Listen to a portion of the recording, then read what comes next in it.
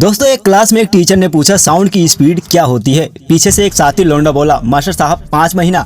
Teacher भड़क गए, अबे ये क्या जवाब दे रहा है। लौंडा बोला सिंपल है मास्टर साहब, 7 मई को हमने पाकिस्तान को पेला था और उसकी चीख अब सुनाई दी है, यही तो स्पीड है।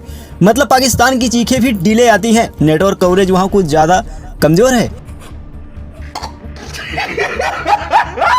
दोस्तों पाकिस्तान ने जलालत के 2-2 पैग पीकर जो सो कॉल्ड विक्ट्री का डांस किया था, आज उसी डांस का डीजे बंद हो चुका है, क्योंकि ब्रह्मोस के बीट पर नाचना इतना आसान नहीं होता। जब ब्रह्मोस पाकिस्तान के एयरबेस पर गिरा तो किसी ने पूछा पहले धरती फटी या फाइटर जेट, तो सामने से जवाब आता है जनाब सच बताऊं तो सबसे पहले पाकिस्तानियों का वो फटा था, बाद में कुछ और। खैर 5 महीने बाद फाइनली पाकिस्तान के सीटिंग मिनिस्टर के मुंह से उनके हुए नुकसान की पोल खुद ही खुल गई है। अल जजीरा को दिए गए एक इंटरव्यू में पाकिस्तान के विदेश मंत्री ऐसाक डार ने ये बताया कि जब 7 और 8 मई की रात को भारतीय वायुसेना उन्हें किस तरह लतिया रही थी। खुद ये जनाब अपने ताऊ अमेरिका की तरफ दौड़े और वहाँ पर जाकर बोले ताऊ बचाओ बचाओ, अब्बू तो हमें बहुत बुरी तरीके से पेल रहे हैं, उनको रोको।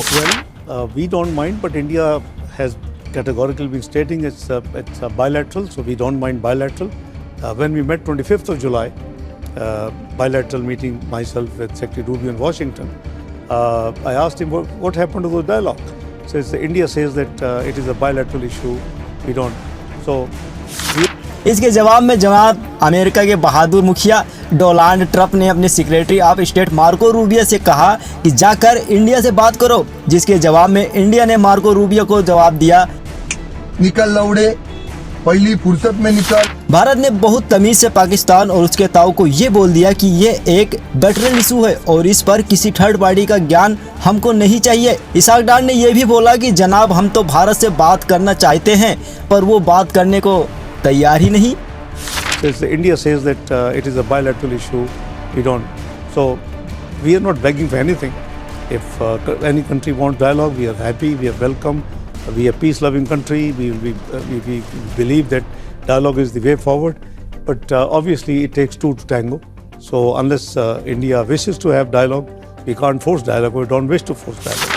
यहाँ हमारे देश के अंदर खुद की कई लोगों का ये आरोप था सरकार पर किसी थर्ड पार्टी वेंशन की वजह से हमने ऑपरेशन सिंदूर को रोक दिया, यानी सीज फायर करवा दिया। उम्मीद है कि इस वीडियो के बाद उनको अपने सारे सवालों के जवाब मिल गए होंगे। असली ठंडक तो उस वीडियो को देखकर लगी जहां जैसे मोहब्बत का एक कमांडर पाकिस्तानियों के लिए कयामत की उस रात का पूरा ब्यौरा बयां कर रहा है।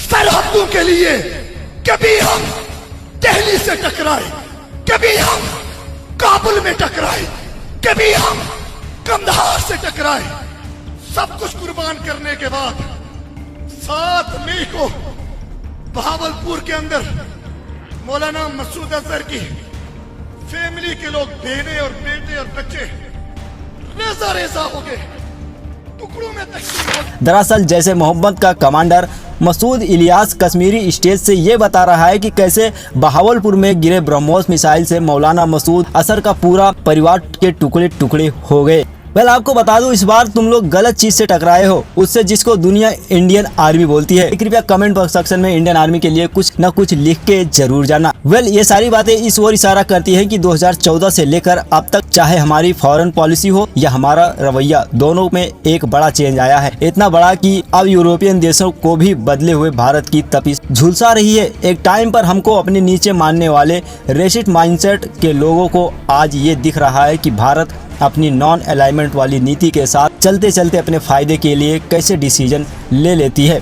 2014 के बाद का इंडिया का माइंडसेट बदला है। पहले हम अलाइनमेंट में फंसे थे, अब हम अटैचमेंट में नहीं, अटैचमेंट में यकीन रखते हैं। पड़ोसी को सुधारना हमारा काम नहीं पर जवाब देना हमारा फर्ज है। और इंडिया अब वो पड़ोसी है जो डोरबेल नहीं बजाता, सीधा गेट उड़ाता है। दोस्तों आपकी क्या राय है इस वीडियो पर कमेंट करके जरूर जाएगा। मिलते हैं अगली किसी धमाकेदार अपडेट के साथ, जुड़े हुए चैनल के साथ। Thank you for watching. जय हिंद, जय भारत, वंदे मातरम।